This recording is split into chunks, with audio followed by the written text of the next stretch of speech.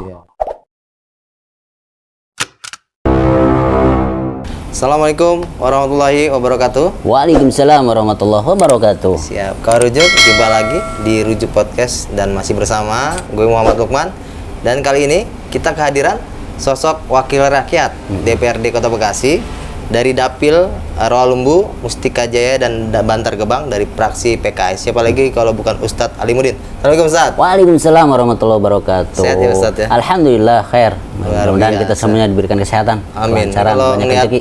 amin. Kalau lihat Ustadz nih selalu optimis, selalu ibarat ceria gitu, luar biasa nih. Harus keceriaan, optimis itu harus dikedepankan Bang, karena itu Oke. sebagai penyemangat. Siap. Iya. Ustadz, kalau bicara menjadi dewan, ya. Siap Bang. Nah, ini kan periode pertama ya Ustadz Alimuddin menjadi wakil rakyat di Betul, Kota periode Bekasi. pertama. Oke.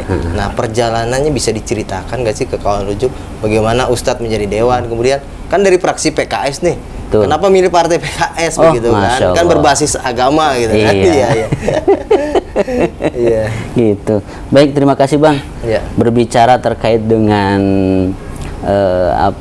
jenjang kepolitikan nih Bang ya. Iya. Sebetulnya di awal saya tidak ada minat, tidak ada niatan. Ini mungkin karunia Allah, ya kan. Bagaikan air mengalir aja, Betul. ya kan. Bagaikan air mengalir.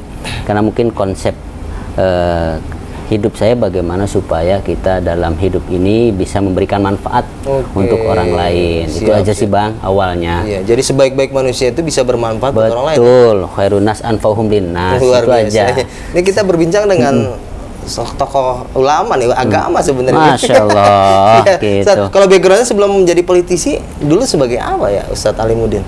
Kalau kita lihat ke di pendidikan, kan pendidikan saya di SD, Sanawiyah, Aliyah, kemudian STAI, Oke.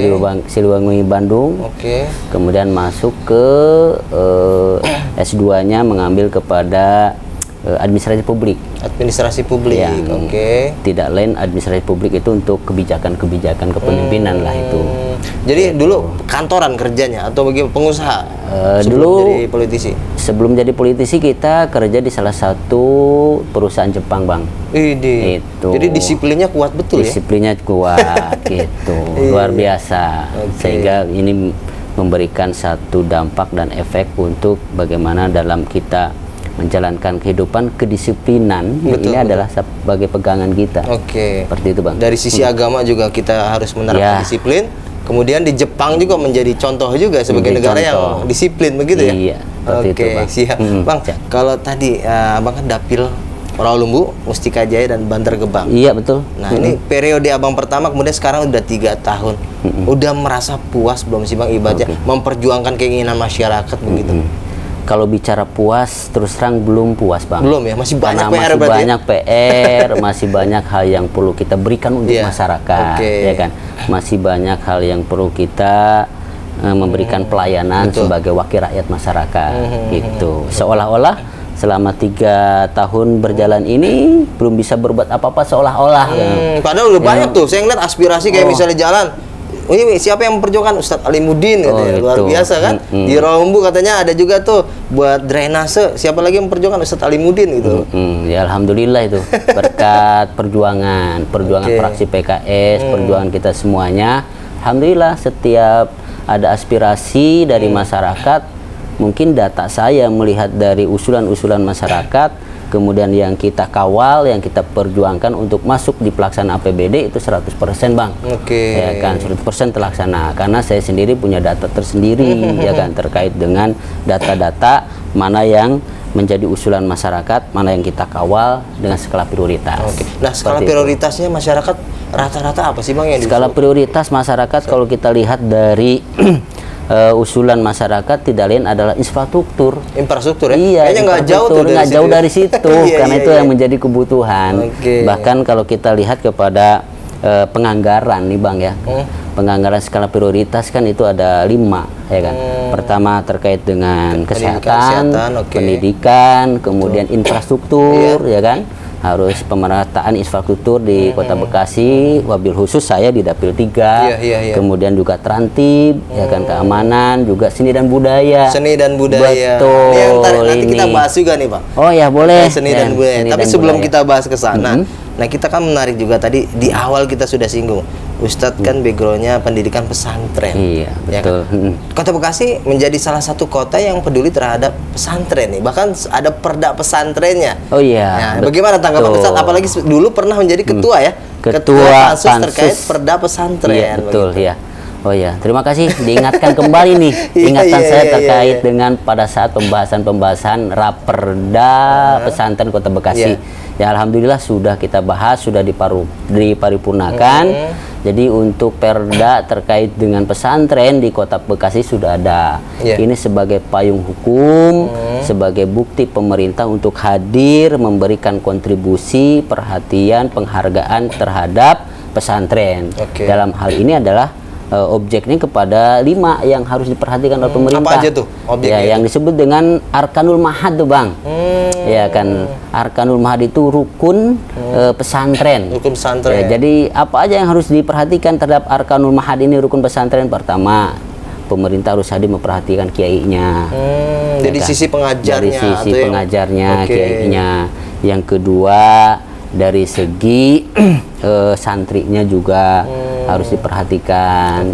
Yang ketiganya dari harus ada kobongnya. Kalau dulu kobongnya, kalau sekarang asrama ya gitu kan. Asrama. Oh, tempat tinggal bagi siswanya. Tempat tinggalnya itu pun harus diperhatikan oleh pemerintah.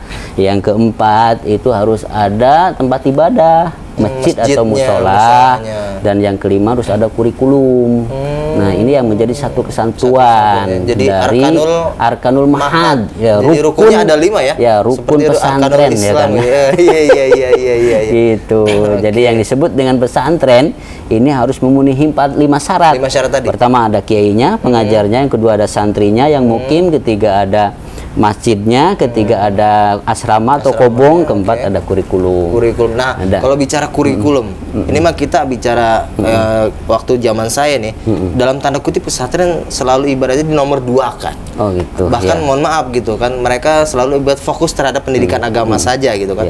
Dan tidak ibaratnya seperti sekolah luar yang mungkin terbuka secara kurikulumnya, bahkan untuk mendapatkan informasi lebih cepat gitu. Nah, apakah ini juga nanti kurikulumnya ada perubahan juga di situ? Di Perda pesantren ini terkait dengan kurikulum ini tidak mengarahkan kepada bahwa kurikulum ini harus memakai kurikulum A atau B. Ini diserahkan kepada otonomi pesantren. Otonomi pesantren. Siap. Hanya kita memonitor di bawah koordinasi dari MUI ya kan? MUI seperti itu, Bang. Jadi tapi tidak ada dikotomi untuk mengarahkan kurikulumnya harus begini-begini. Nggak ada ya? Tidak ada. Jadi tugasnya dikembalikan kepada si pengelola pesantren itu sendiri. Baik, siap. Kan banyak betul ya. Pesantren di Kota Bekasi ada berapa kalau dari data? Kalau data dari MUI kemarin itu sekitar hampir 120 pesantren. 120? Banyak juga Kota Bekasi? Iya, banyak. Jadi banyak santri Kota Bekasi bahkan keluar. Padahal sebenarnya banyak di Kota Bekasi, tetapi yang terdata dan memiliki izin itu hanya 70. Kemarin data yang lama ya, saya ingat-ingat kembali seperti itu.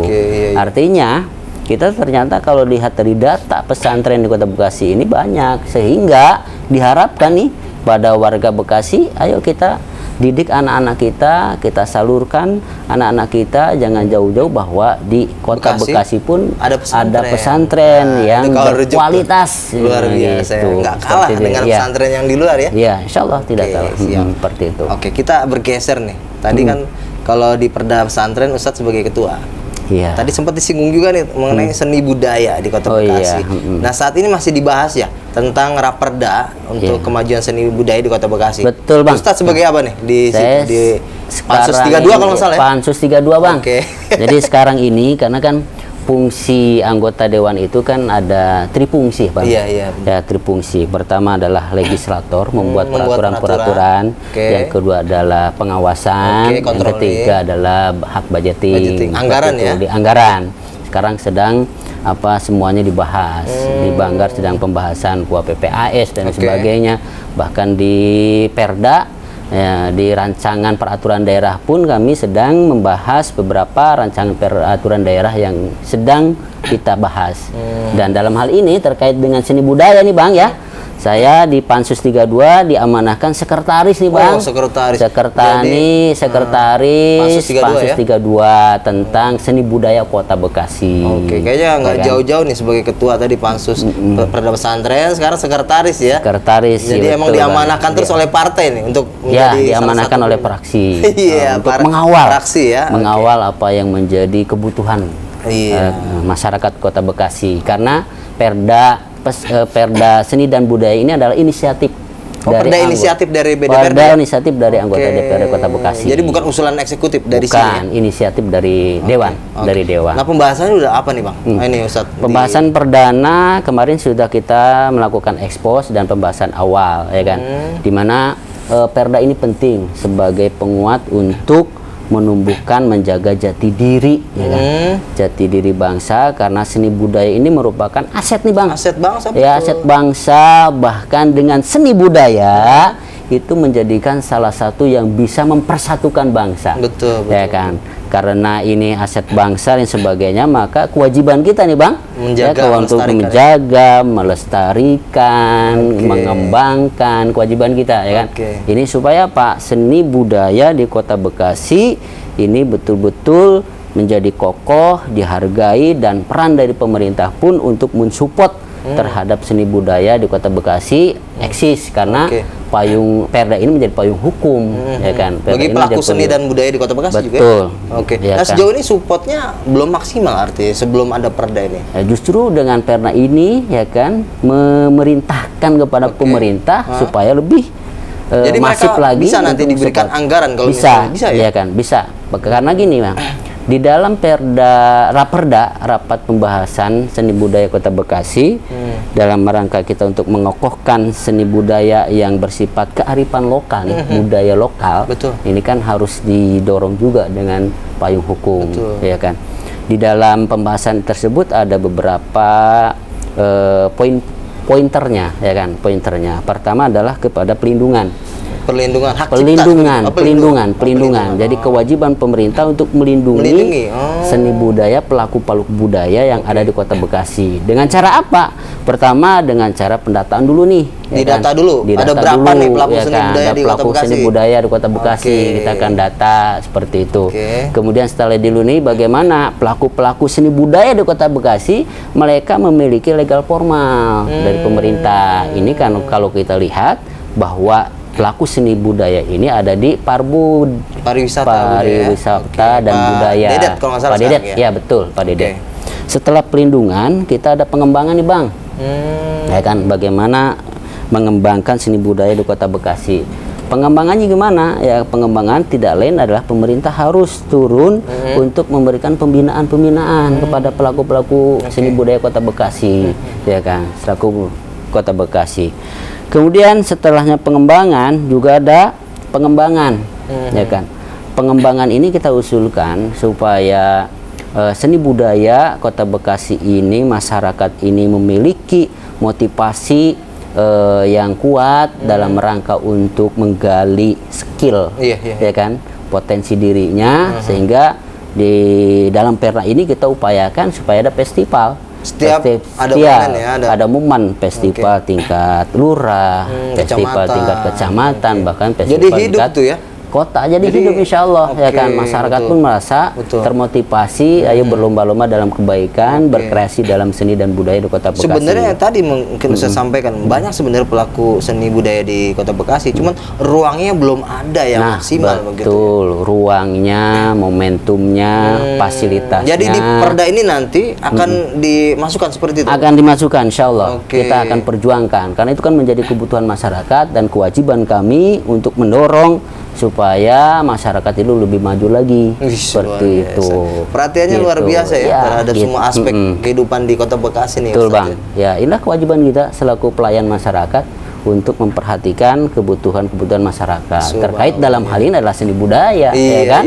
Seni budaya ini kan aset kita semuanya. Bahkan saya pun di Mustika Jaya setiap tahun nih Bang. Dongdang gitu kalau festival adu beduk dan dondang. Pernah di waktu saya ketua RW jadi panitia juga. Oh, jadi pernah ketua RW?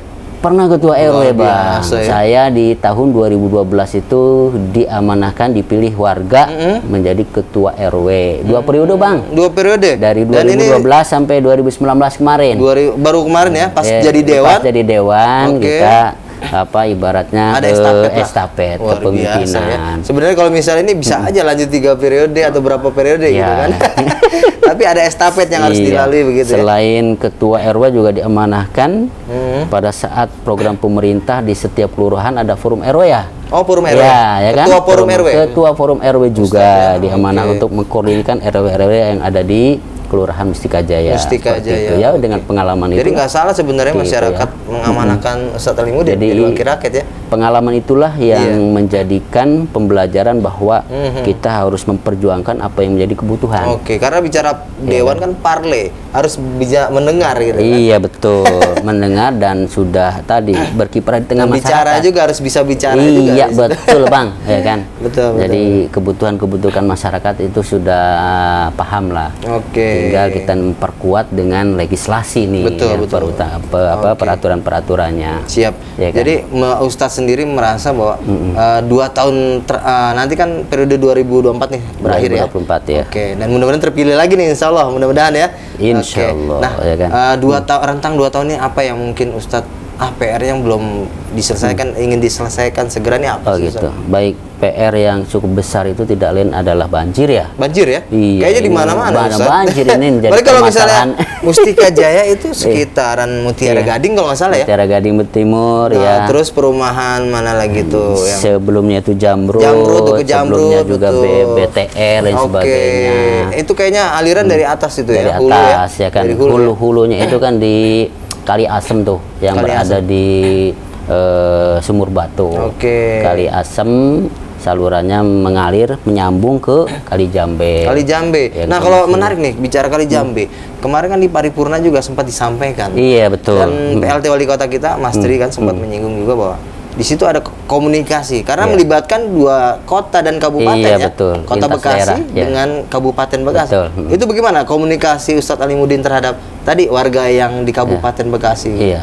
Jadi bicara tentang Kali Jambe ini sudah menjadi pembahasan tingkat daerah bahkan tingkat nasional. Nasional, ya? Kan? Iya, Tingkat betul, nasional betul, inilah yang betul. luar biasa ya kan.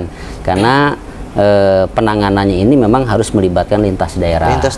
Lintas daerah bahkan nasional karena di dalamnya ada tol Di bawah ini ya. Cikampek, Ya. crossing tol Cikampek Crossing itu tol, kan ya. nasional. Iya, betul. Bahkan kita beserta dengan komunitas forum warga, forum Cijambe ini sudah beberapa kali audiensi dengan PUPR pusat dan sebagainya terkait dengan permasalahan-permasalahan yang ada di Kali Jambe. Oke. Intinya ya kan di Kali Jambe ini kan supaya ada normalisasi pengangkatan sampah secara rutin. Jadi normalisasi supaya Ya, jalurnya air itu nggak lancar mampet terus Bang, gitu ya. kan karena itu yang Oke. menjadi penyebab utama Bang. Utama ya. Kan ketika di crossing tol itu mampet ya udah akhirnya air-air yang ada di hulunya ini tidak lancar Nggak ke bergerak ya, hilirnya, nggak ke nggak hilir bergerak. ya. Akhirnya Oke. berbaliklah ke wilayah-wilayah Mustika Jaya, wilayah Mutiara Gading Timur, Jamrut, kemudian Bumi Anggara, Gara Harapan dan sebagainya, BTR dan sebagainya.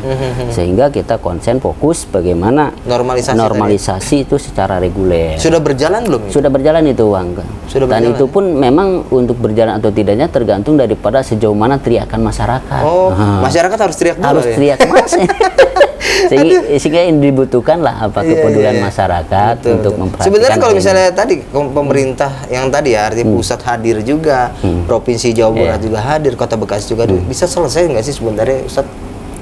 Kalau menyelesaikan ini Sepenuhnya? menyelesaikan sepenuhnya tidak mungkin ya. Tidak mungkin ya? Iya, mungkin meminimalisir lah. Cuman Ya, meminimalisir ya kan karena Oke. kan konstruksi pertumbuhan Jadi Kota kalau ibarat Bekasi penyakit ini, nih udah akut gitu ya. iya udah akut ya kan, minimal yang tadinya banjirnya seperut jadi selutut lah seperti Iya, itu. kalau bisa mungkin semata kaki. Ya semata kaki kita upayakan terus ya kan. Iya. Nah, jadi PR Upayakan. besar Ustadz itu ya, tadi bagaimana Iya. meminimalisir. Meminimalisir. Masalah Untuk banjir. yang keduanya, permasalahan besar selain sampah yang harus normalisasi adalah yang keduanya adalah bagaimana supaya existing ya kan infrastruktur di Kali Jambe ini terbangun dengan baik. Ya alhamdulillah tahun ini sudah dianggarkan terkait dengan anggaran DED DED? oleh BBWSCC. Oh, pemerintah juga pusat ya gitu oleh ya? ya pemerintah pusat Itu BBWSCC. tadi berkat komunikasi warga Berkat juga? komunikasi. Oke. Berkat komunikasi Salah satu warga. Ustadz juga Ya. menginisiasi ke sana ya? Saya kan di Komisi 2. Oke. Ketika di awal Januari tahun 2022 kan itu banjir besar tuh Bang Iya, ya. iya, iya, banjir besar. Ya, se-nasional Bang ya. Se-nasional. Nasional Iya. itu kan. Betul. Bahkan Bekasi pun hampir sebagian Hampir rata. besar wilayah ini. Nah, itu tepatnya sih saya masih ingat Bang. Karena pada saat itu kita ada acara besar tuh.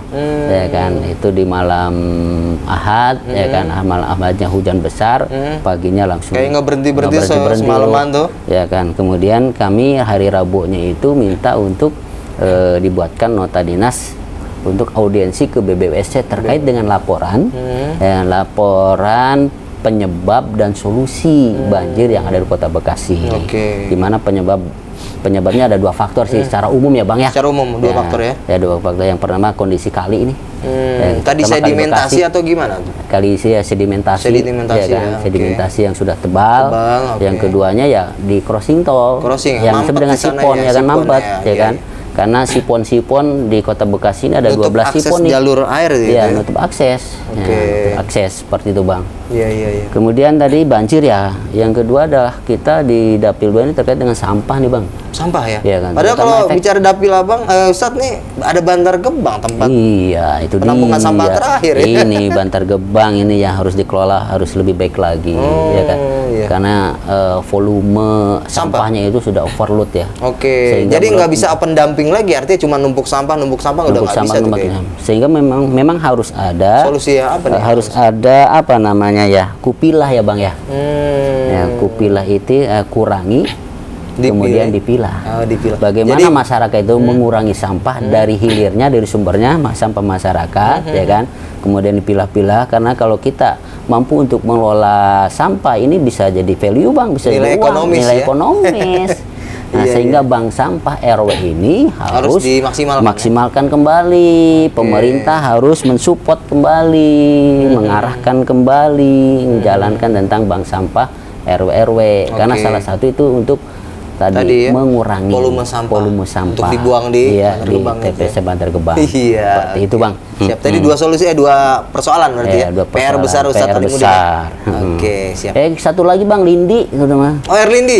Iya, air lindi. Air sampah yang Iya, di sana ya? sampah ya kan. Oke. Jadi serapan-serapan apa namanya, tumpukan-tumpukan serapan sampah yang menumpuk kan dari ada cairan Oke. ditambah lagi hujan, ngalir tuh? ngalir Kali Asem, kemudian ke Kali Jambe Kali juga? Jambe, kondisinya hitam pekat, bau Oke. lagi. Itu bukan menjadi polusi dan banyak Tercemar warga juga ya, tercemar, juga ya? jelas tercemar Oke. itu Bang. Bisa kalau misalnya mohon maaf dikonsumsi jadi penyakit juga. Penyakit. Nah, itu Bahkan- solusinya gimana? Apa perlu dibangun polder atau gimana? Solusinya tidak lain adalah pemerintah harus membuat yaitu screen filter. Oh, screen lindi. filter. Screen filter lindi. Oh, Kita gitu. sudah perjuangkan kemarin, sudah usulkan. Itu lokasinya kalau misalnya ada di mana tuh Tepatnya di pada saat di bawahnya TPST Sumur Batu dan TPST Bantar Gebang. Jadi filternya di sana dulu. Filternya di sana. Jadi yang kotor-kotor, itu cairannya ada udah di sana tuh ya. filter, Baru nanti ngalir. masuk ngalir itu yang kondisinya sudah bersih. Nah, sudah tidak mencemari lingkungan. Oke. Ya, saya sudah koordinasi dengan LH ya kan? Dengan LH ya untuk tahun ini nih. Udah dianggarkan rencananya. Sudah dianggarkan dan Luar dilaksanakan. biasa. Anggarannya sih Bang, itu anggaran tahun kemarin Bang dari Bandek. Oh, itu sebenarnya tahun 2021. Iya, 2021. Cuman tuh, kepake Bang. buat? Bukan kepake, ke pending. Oh, pending karena refocusing atau gimana? Ke pending, sehingga kita monitor terus kenapa ini ngejalan. Itu kan dari Bandek Bang, bantuan DKI. Bantuan DKI. Iya. Ya kewajiban DKI kan. Iya, Yang akhirnya 800 miliar kalau nggak Ya, salah ya. ya sekitar situ Bang. Ya, ini kalau ngobrol panjang lebar kayaknya nggak selesai satu hari. Iya, betul, Bang. Ustadz Alimudin. Cuman sebelum kita tutup nih, sekarang kan Indonesia memasuki usia yang ke-77 tahun. Nah, momentum kemerdekaan di mata Ustadz Alimudin seperti apa sih? Oh gitu, baik. Sebelum closing statement tadi di Raperda Seni Budaya, saya belum selesai nih Bang. Oh siap. Tadi kan Closing baru statement dulu ya. Ya, tadi kan di seni budaya ini perlu Bang, siap. perlu disampaikan juga. Pertama kan seni budaya ini di Raperda ini pertama adalah di pelindungan, kemudian pengembangan, pemanfaatan, penghargaan nih. Penghargaan Ya kan? terhadap pelaku seni tadi ya. Terhadap pelaku seni. Oke. Juga pembiayaan ini yang utama. Tadi ya pembiayaan. kan? Oke, supaya mengembangkan tadi tuh. Iya, Sanggar-sanggar sekarang kan, seni gitu ya. pembiayaan dari mana? Kita cantumkan pembiayaan itu dari APBD. Ya, karena kalau kita lihat dari anggaran Disparbud, ya kan, ini sangat minim sekali, ya kan, untuk terkait dengan pengembangan seni budaya di Kota Padahal Bekasi. tadi peran Sementara seni budaya penting seni banget budaya di Kota Bekasi banyak di tengah-tengah masyarakat. Nah, kita support dalam hal ini seperti itu. Itu mungkin sekilas terkait dengan rapat pembahasan peraturan daerah Kota Bekasi terkait dengan seni dan budaya Kota Bekasi. Oke. Nah, kemudian kita nih dari pagi nih, Bang. Ini kayaknya ganteng iya, banget pakai jas. Iya nih pakai jas. Kayaknya dan ada sebagainya. paripurna nih ya. Iya, sidang paripurna, Bang. Oke. Terkait kita mendengarkan pidato kenegaraan Republik Indonesia Dari tadi Presiden disampaikan, ya. ya kan, di mana moto dari kemerdekaan yang ke-77 Oke. di tahun 2022 ini tidak lain adalah Pulih lebih cepat ya. apa namanya? Pulih lebih cepat. Pulih lebih cepat, bangkit lebih kuat. Luar biasa Nah, ya. pulih Itu ada lebih makna cepat. yang luar biasa sebenarnya sih. Ya, kalau saya menurunkan bahwa pulih lebih cepat, kita harus pulih, Pak. Setelah kita 2 tahun pandemi, ya kan, COVID, maka semua sisi kehidupan kehidupan aspek masyarakat, terutama UMKM, perekonomian dan sebagainya harus cepat-cepat untuk pulih kembali. Oke. Nah, ekonomi harus bangkit kembali, ya kan, kembali. seperti Siap. itu, Bang. Oke. Nah, dan kita songsong ke depannya dengan kebersamaan, insya Allah apa yang menjadi permasalahan nasional, dunia ataupun daerah, dengan kita bersama, ya kan, dengan kita terus berkiprah di tengah masyarakat sesuai dengan kapasitas dan kemampuan masing-masing dalam rangka untuk kita memperbaiki tatanan pemerintahan dan kemasyarakatan Kota Bekasi, maka apa yang menjadi cita-cita kita bersama ini akan teraih lah seperti itu, Bang. Dasinya udah merah, Iya. kemejanya udah putih. Masya Allah. Ini artinya di dalam dada udah merah putih. Merah putih, Bang. Merah ini kan semangat nih. Semangat ya. Putih ini kan Membara semangat ya. kita, perjuangan kita harus didasari dengan keikhlasan dan kesabaran, Bang. Luar biasa. Seperti itu. Cuman bicara makna kemerdekaan, apakah nih? Ini kan kita sharing aja ya. Oh iya, betul. Sudah merdeka secara sepenuhnya belum sih? Apalagi ke Kota Bekasi nih. Oh, Menurut gitu. Ustadz Dewan seperti apa? Berbicara kemerdekaan itu kan skupnya luas, Bang, ya. Skupnya luas. Ketika kemerdekaan secara fisik, ya kan, kita kan sudah diperjuangkan oleh para Founding father gitu ya, founding pahlawan father, ya. para pahlawan, para ulama dan sebagainya. Sehingga apa? Sehingga dalam mengisi kemerdekaan kita harus mengisi bagaimana supaya Indonesia, bangsa kita lebih maju lagi, ya kan. Kemudian kemerdekaan yang lainnya bagaimana supaya potensi-potensi masyarakat ini, ya kan, diberikan ruang, ya kan, untuk menggali potensi dan dia bisa untuk mengembangkan skill sesuai dengan minat dan bakat masing-masing. Sehingga apa? Sehingga warga Indonesia, khususnya warga Kota Bekasi, itu adalah memiliki warga-warga yang unggul. Karena, Bang, gini, Bang, ya kan, satu bangsa yang maju, satu bangsa yang sukses adalah bangsa yang di dalamnya memiliki warga-warga yang memiliki keunggulan. Nah, untuk mencapai keunggulan tadi diberikan ruang. Ya, harus diberikan, harus diberikan ruang. Oke. Sehingga kewajiban pemerintah untuk menyediakan fasilitas-fasilitas dalam mendorong supaya masyarakat itu bisa berkiprah sesuai dengan niat dan bakatnya masing-masing. Luar biasa. Seperti itu, Bang. Oke. Nah, mungkin ada pesan buat masyarakat atau konstituen di dapilnya Ustadz Alimuddin, di dapil 3 nih. Mungkin silakan disampaikan di kamera. Ya, baik. Assalamualaikum warahmatullahi wabarakatuh. Dalam momentum Dirgahayu Republik Indonesia yang ke-77, kami selaku wakil rakyat Kota Bekasi mengajak kepada warga, khususnya Dapil 3, yuk sama-sama kita untuk senantiasa peduli terhadap lingkungan kita, terhadap masyarakat kita.